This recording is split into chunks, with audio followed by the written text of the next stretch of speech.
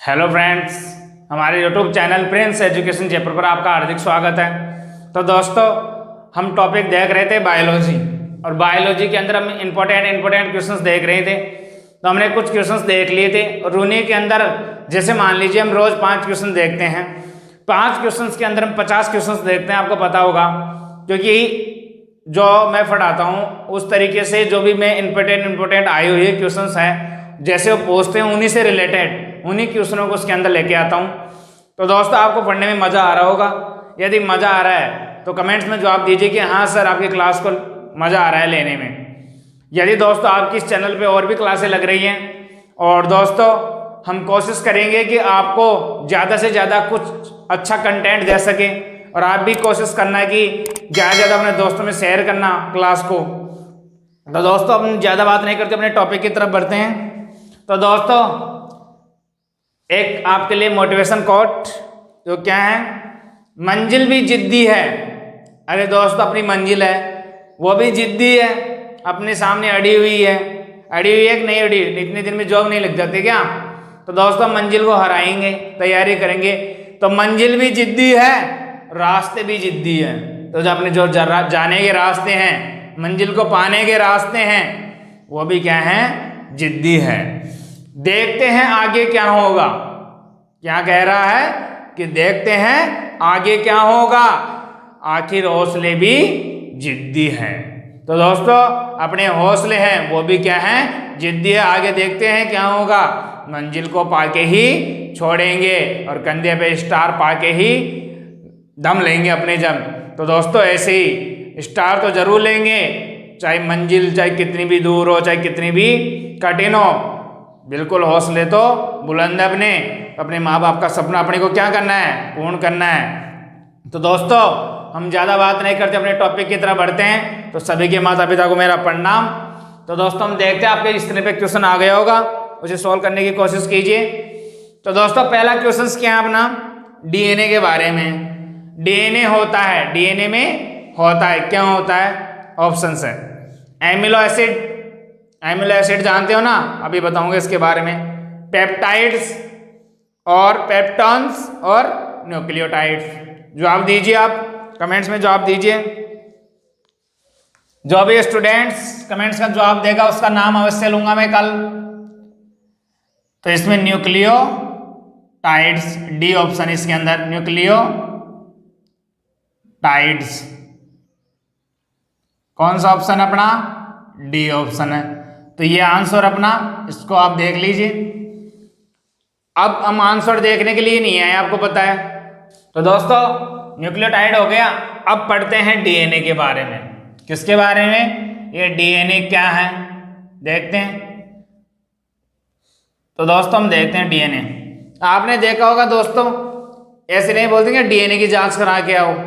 जैसे कोई भी ऐसा मामला हो जाता है कोर्ट के अंदर भी, जैसे मान लीजिए कोई ऐसा मामला हो जाता है जो यदि कोर्ट के जो जजेस हैं उनसे भी नहीं सुलझ पाता। जैसे मान लीजिए दोस्तों, 2 माह का फैसला है, और वह किसी एक छोटे बच्चे पे जीती हुई है कि ये बच्चा मेरा है, ये बच्चा मेरा है। तो दोस्तों, और कुछ भी हो सकता है, जैसे कोई मर्डर का केस हो, और जैसे मान लीजिए कुछ भी केस हो सकता है, उसमें किससे पता लगाया जाता है? ज्यादातर डीएनए, फिंगरप्रिंट, ऐसी चीजों से पता लगाया जाता है। डीएनए टेस्ट किया जाता है। जैसे मान लीजिए अभी मैंने बच्चे की बात बताई, तो 2 माह है। अब मान लीजिए उनमें से एक जो पहले वाली माँ है उसका बच्चा है, तो उसको कैसे पता लगाएंगे? डीएनए टेस्ट से। उस माँ का डीएनए और उस बच्चे का डीएनए मैच कराएंगे। यदि जिससे डीएनए मैच खा गया उसका बच्चा है। ऐसे ही दोस्तों, ये ऐसे फैसले सुनाए जाते हैं। तो डीएनए के बारे में जानते हैं, डीएनए क्या है। देखिए दोस्तों, डीएनए की फुल फॉर्म क्या होती है, आपको मैंने बताई थी, डीऑक्सीराइबोज न्यूक्लिक अम्ल,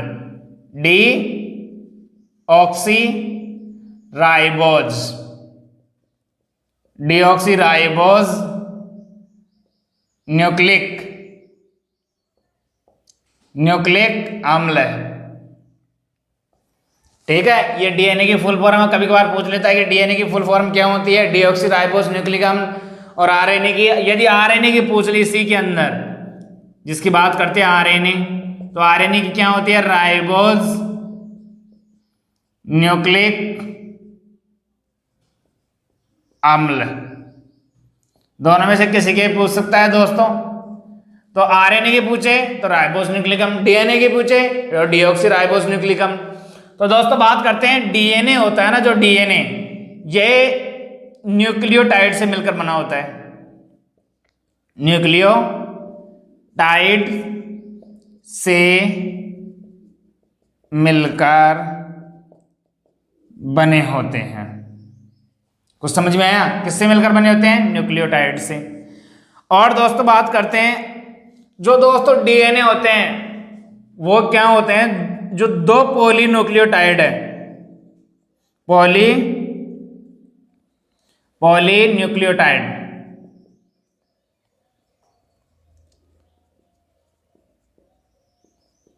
पॉलीन्यूक्लियोटाइड,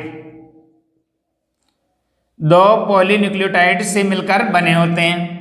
डीएनए दो पॉलीन्यूक्लियोटाइड से मिलकर बने होते हैं, और पॉलीन्यूक्लियोटाइड है जो न्यूक्लियोटाइड से मिलकर बने होते हैं। न्यूक्लियोटाइड्स से मिलकर बने होते हैं। कुछ समझ में आया आपको? तो दोस्तों ने बात की डीएनए के बारे में। डीएनए की फुल फॉर्म डीऑक्सीराइबो न्यूक्लिक अम्ल होता है। और बात करते हैं ये न्यूक्लियोटाइड से मिलकर बने होते हैं। और न्यूक्लियोटाइड होते हैं ना जो दो, जैसे इसके अंदर इससे पहले एक और अंग होता है जिसको बोलते हैं पॉलीन्यूक्लियोटाइड। जो पॉलीन्यूक्लियोटाइड है वो न्यूक्लियोटाइड से मिलकर बने होते हैं। तो यदि आपको पूछ ले कि पॉलीन्यूक्लियोटाइड किससे मिलकर बना होता है? न्यूक्लियोटाइड से। तो दोस्तों एक बार आप इसको देख लीजिए। तो आपने स्क्रीनशॉट ले लिया होगा। अब मैं इसके आगे बात करता हूं जिससे इसी के अंदर नेक्स्ट की। तो मैं इसके नेक्स्ट बात करता हूं इसमें क्या होता है, जिससे और भी बढ़ते हैं हम एमिनो एसिड पढ़ेंगे, उनके बारे में देखेंगे वो क्या होते हैं। तो दोस्तों एमिनो एसिड की बात करते हैं तो 20 प्रकार के एमिनो एसिड से मिलकर एक प्रोटीन का निर्माण होता है। क्या बात की हमने? जिसको हम बोलते हैं एमिनो अम्ल।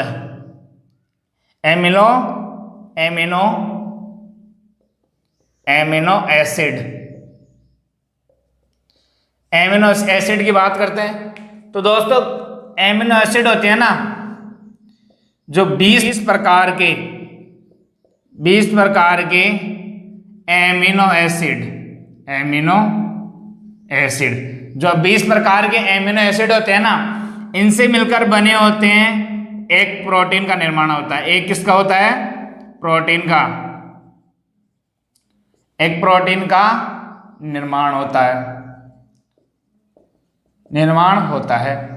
कुछ समझ में आया आपको? 20 प्रकार के, जो इसको हम एमिनो अम्ल भी बोल सकते हैं, एमिनो अम्ल।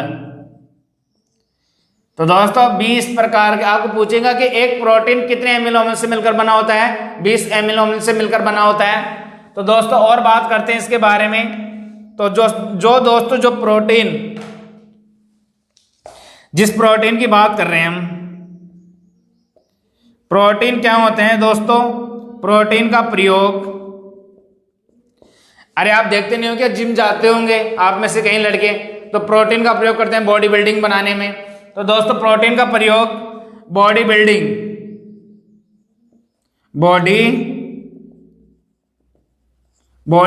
बनाने में भी किया जाता है।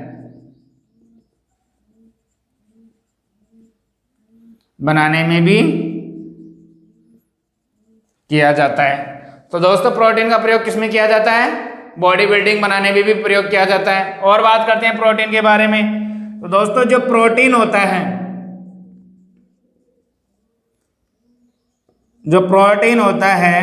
वो प्रोटीन जो एंजाइम एवं हार्मोन का निर्माण करता है। तो दोस्तों मैंने बात की, जैसे मान लीजिए आपने देखा होगा जो प्रोटीन होते हैं ना, जो अपने अंदर शरीर के अंदर कई अंगों में हार्मोन पाए जाते हैं। हमने पहले बात की थी हार्मोन के बारे में। तो वो हार्मोन किनसे मिलकर बने होते हैं? इनसे मिलकर बने होते हैं। जो एंजाइम होते हैं वो भी प्रोटीन से मिलकर बने होते हैं, जो हार्मोन होते हैं वो भी प्रोटीन से मिलकर बने होते हैं। तो हमने प्रोटीन की बात की, एमिनो एसिड की बात की। तो दोस्तों एक बार आप इसका स्क्रीनशॉट ले लीजिए, फिर देखते हैं।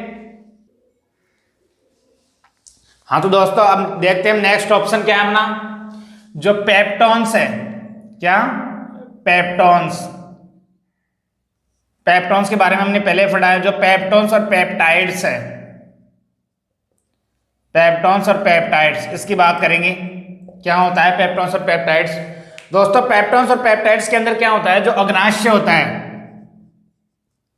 अग्नाशय, अग्नाशय के अंदर, अग्नाशय के अंदर निर्माण होता है किसका? अब पूछोगे आप किसका?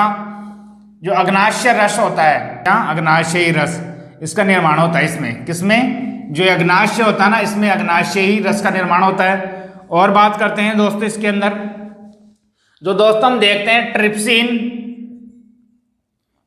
ट्रिप्सिन देखते हैं ना, ट्रिप्सिन हार्मोन होता है, प्रोटीन, और प्रोटीन के बाद में बात करते हैं हम प्रोटीन को पेप्टोसिन, पेप्टोन्स, पेप्टोन्स अभी देखा ना हमने, ट्रिप्सिन प्रोटीन को पेप्टोन्स एवं पेप्टाइड्स, पेप्टाइड्स में परिवर्तन करता है। दोस्तों जो ट्रिप्सिन होता है, ट्रिप्सिन हार्मोन होता है, आपको पता है, तो जो प्रोटीन को और पेप्टोन्स, जो प्रोटीन को है ना, जो पेप्टोन्स एवं पेप्टाइड्स में क्या करता है, परिवर्तन करता है। तो दोस्तों इस क्वेश्चन की कुछ खास बातें थी, तो एक बार आपने इन्हें लिख लीजिए। फिर इसके बाद में नेक्स्ट क्वेश्चन की बात करते हैं, जो अपना नेक्स्ट क्वेश्चन की सेकंड क्वेश्चन क्या होने वाला है इसके बाद में, तो देखते हैं दोस्तों। अभी नहीं मिटा देता हूं मैं। तो दोस्तों आप ऐसे ही जो भी चीज में आपको डाउट हो, आप तुरंत कमेंट्स कीजिए और बताइए कि हाँ सर इस क्लास में मेरे को डाउट है, इस क्वेश्चन में मेरे को यहाँ पे डाउट है, या फिर इस क्लास में ही डाउट है, तो आप इसे दूर कीजिए।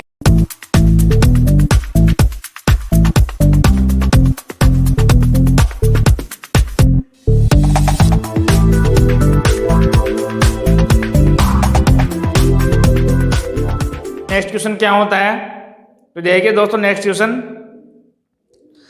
क्वेश्चन है यकृत। जो यकृत होता है, यकृत को मैंने आपको पहले बताया था कि यकृत सबसे बड़ी बहिस्रावी ग्रंथि होती है। यकृत द्वारा बनाया जो पित्त रस, पित्त जानते हो ना, पित्त पित्ताशय में किसके द्वारा पहुंचता है? क्या देखा हमने, यकृत द्वारा बनाया पित्त पित्ताशय में किसके द्वारा पहुंचता है, ये चीज पूछा है। Option A. देखिए दोस्तों ऑप्शंस को समझना, इसमें कुछ समझाने की बात है नहीं, जो डायरेक्ट मैं बस आपको इसका आंसर बताऊंगा, फिर आप देख लेना अपने हिसाब से।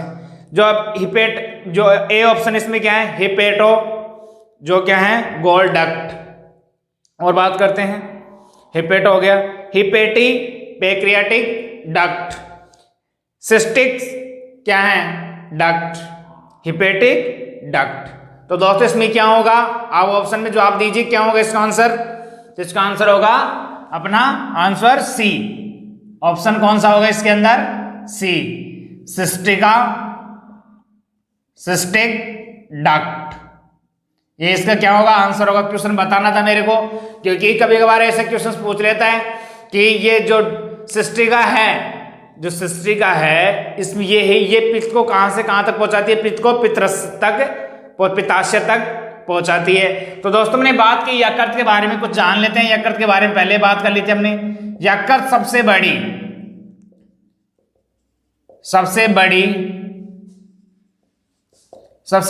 बहिस्रावी ग्रंथि है। सबसे बड़ी कौन सी है, बहिस्रावी ग्रंथि। और बात करते हैं दोस्तों यकृत के अंदर, जो यकृत होता है इसके अंदर कुछ विटामिन संचित होते हैं। यकृत में विटामिन संचित होते हैं। कौन कौन से होते हैं, देखिए ए, डी, ई, के, ये कुछ विटामिन संचित होते हैं। तो दोस्तों मैंने देखा कि इस क्वेश्चन में क्या था, जो ये सिस्टिक डक्ट, इससे क्या होता है, सिस्टिक डक्ट से क्या होता है, जो सिस्टिक डक्ट है, ये सिस्टिक डक्ट, इससे जो पित्त होता है ना, बिल, पित्त इंग्लिश में क्या बोलते हैं, बिल, जब पित्त होता है वो कहां पर जाता है, पित्ताशय के अंदर। पित्ताशय के अंदर कहां जाता है, पित्ताशय के अंदर जाता है, जो भी कहां से, यकृत में। जो यकृत के अंदर जो पित्ताशय होता है, जो पित्त होता है, वो पित्ताशय जो पित्त है ना, जो यकृत के अंदर पित्ताशय में जाता है। किसके द्वारा? सिस्टिका डक्ट के द्वारा। पूछेगा आपको, जो पित्त होता है यकृत में, जो पित्त पाया जाता है, वो पित्त पित्ताशय के अंदर किसके माध्यम से जाता है? क्वेश्चन सी होगा, तो क्वेश्चन होगा सिस्टिका डक्ट के द्वारा, सिस्टिका डक्ट के द्वारा। यहां पे ये क्वेश्चन पूछेगा कि बहिस्रावी ग्रंथि, सबसे बड़ी बहिस्रावी ग्रंथि कौन सी है? यकृत।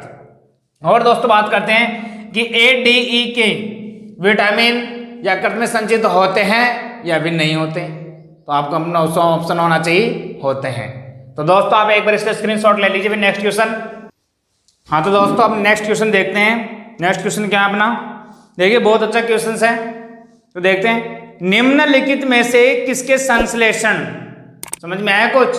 निम्नलिखित में से किसके संश्लेषण के लिए कोलेस्ट्रॉल आवश्यक है? कोलेस्ट्रॉल जानते हो ना, कोलेस्ट्रॉल की वजह से ज्यादा लोगों में फैट आता है। और कोलेस्ट्रॉल देखते हैं दोस्तों, कोलेस्ट्रॉल आवश्यक है, तो किसके संश्लेषण के लिए कोलेस्ट्रॉल आवश्यक है ये देखते हैं। इसका आंसर क्या है?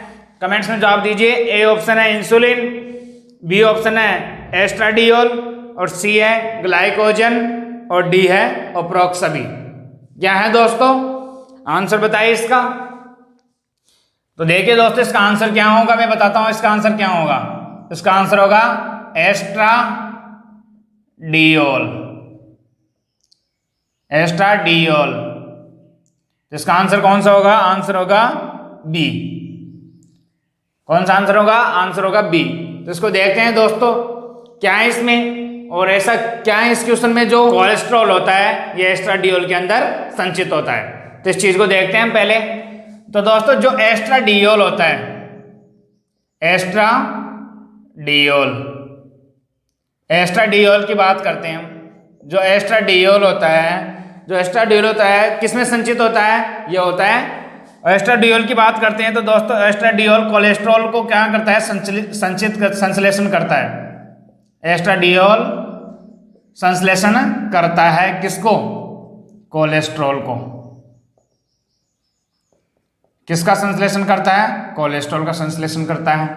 और बात करते हैं दोस्तों इसके अंदर, जैसे इसके अंदर और ऑप्शन क्या है? इंसुलिन, इंसुलिन की बात करते हैं। इंसुलिन क्या है? इंसुलिन की बात करते हैं तो इंसुलिन का निष्कर्षण जानते स्त्रावित, इंसुलिन का स्त्रावित अग्नाशय ग्रंथि से होता है। अग्नाशय ग्रंथि से तो होता है। आपको पूछेगा कि इंसुलिन का स्त्रावित किससे होता है? अग्नाशय ग्रंथि से। और बात करते हैं दोस्तों जो इंसुलिन है वो ग्लूकोज को, ग्लूकोज जो कहाँ पाया जाता है? यकृत के अंदर। ग्लूकोज यकृत, ग्लूकोज यकृत में ग्लाइकोजन, ग्लूकोज यकृत में ग्लाइकोजन के रूप में क्या होता है? संचित होता है। संचित का मतलब समझते हो क्या? इकट्ठा होना, एक जगह होना, संचित होता है। कुछ समझ में आया? अरे इंसुलिन की बात करते हैं, इंसुलिन अग्नाशय ग्रंथि से स्रावित होता है। और ग्लूकोज होता है ना, वो यकृत में किस रूप में संचित होता है?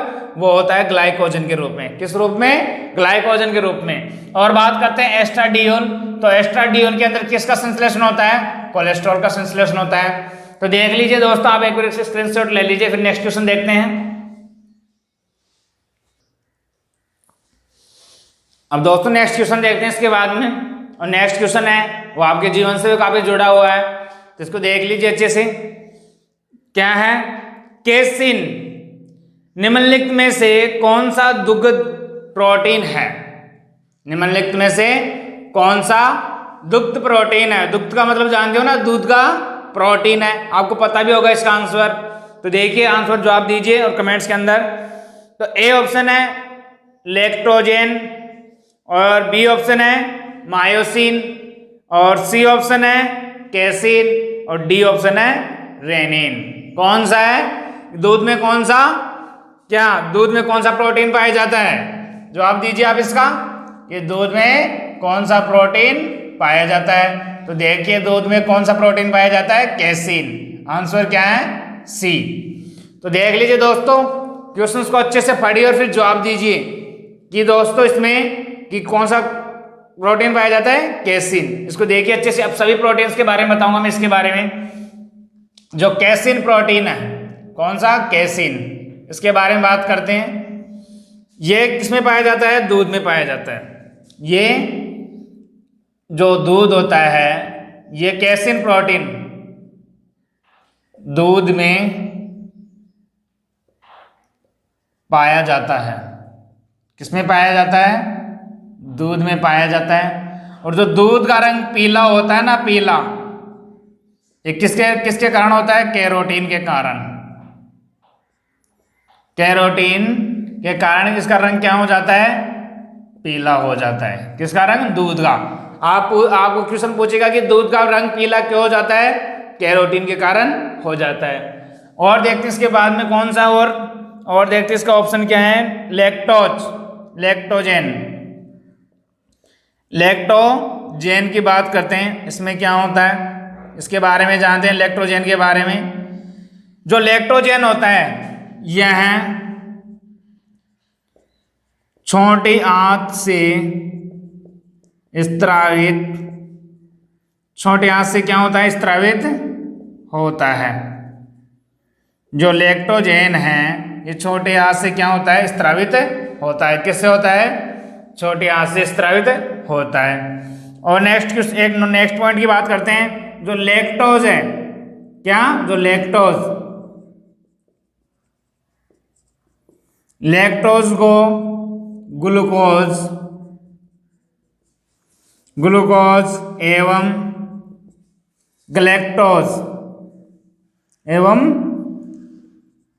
ग्लैक्टोज में परिवर्तन करता है। कुछ समझ में आया आपको? जो लैक्टोज है वो ग्लूकोज को ग्लैक्टोज में क्या करता है? परिवर्तन करता है। कुछ समझ में आया आपको? और बात करते हैं इसके बारे में। तो देखिए इधर इसके बारे में और बात करते हैं। हाँ, क्यों? कौन से प्रोटीन्स के बारे में? मायोसिन हो गया, लैक्टोजेन हो गया, फिर बात है मायोसिन। मायोसिन को देखते हैं। मायोसिन क्या होता है? जो मायोसिन है, मायोसिन जो प्रोटीन है यह हमारी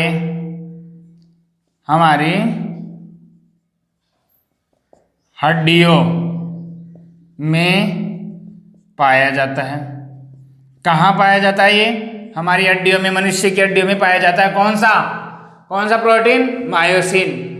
आपको पूछेगा कि मायोसिन प्रोटीन कहाँ पाया जाता है? मनुष्य की हड्डियों में मायोसिन प्रोटीन पाया जाता है। अब बात करते हैं एक और बच्चा जो जिसकी बात करते हैं, रेनिन की बात करते हैं। यहाँ पे रेनिन क्या है? तो देखिए दोस्तों, रेनिन के बारे में हम बात करते हैं। जो रेनिन है, जो वयस्क मनुष्य जानते हो ना? वयस्क मनुष्य में रेनिन एंजाइम पाया जाता है। रेनिन एंजाइम पाया जाता है।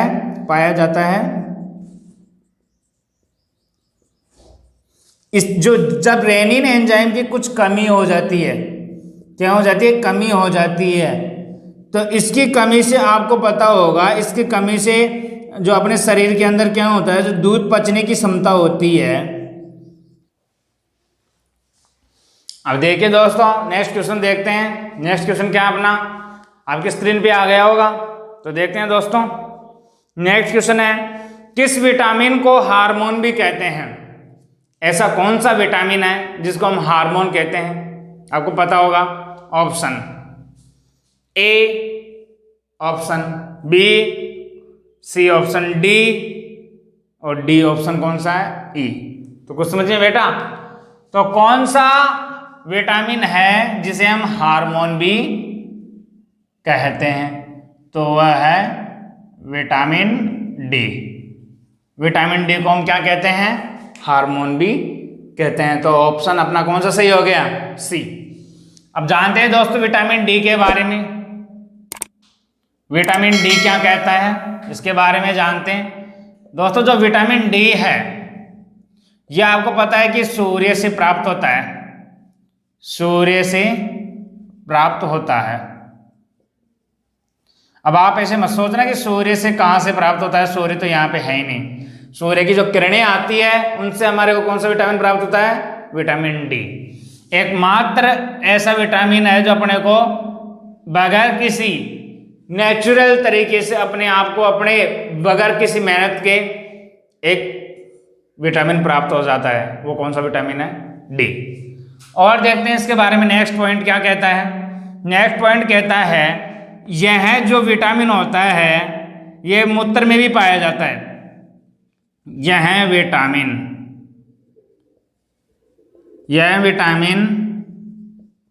मूत्र में भी पाया जाता है। नई चीज मिली आपको ये कि कौन सा विटामिन अपने मूत्र में पाया जाता है? Vitamin D.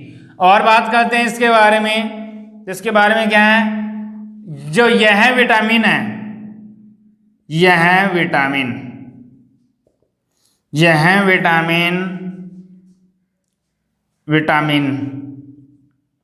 जो यह विटामिन है इसकी बात करते हैं। यह विटामिन यकृत में क्या होता है? यकृत में संचित होता है। अभी मैंने आपको बताया था कि ए डी ई के विटामिन है जो यकृत में क्या होता है? संचित होता है। और बात करते हैं तो इससे क्या होता है दोस्तों, हमारे जो शरीर की हड्डियां हैं, हड्डियां कमजोर हो जाती है। और बात करते हैं इसके बारे में। जो इसका विटामिन डी का वैज्ञानिक नाम क्या है? रिकेट्स। क्या है? रिकेट्स रोग होता है इससे। और दोस्तों इसका वैज्ञानिक जो रासायनिक नाम क्या है? रासायनिक नाम की बात करते हैं। जो इसका रासायनिक नाम क्या है? कैल्सीफेरोल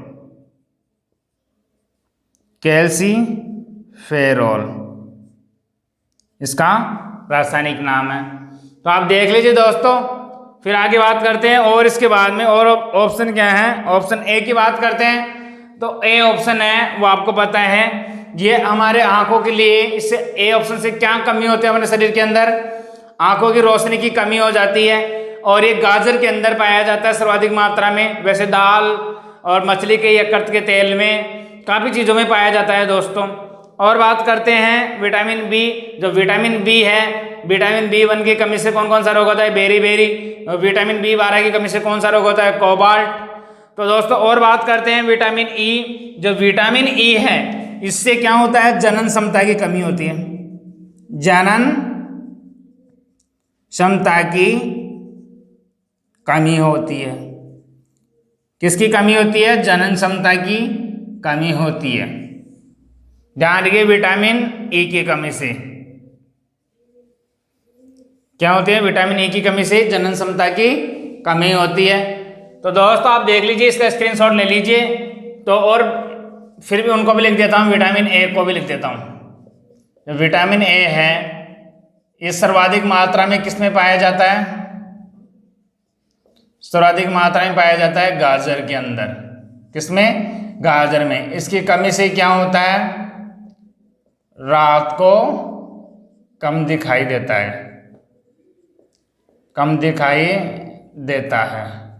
कुछ समझ में है आपको? तो देख लीजिए, आप इसका स्क्रीनशॉट ले लीजिए।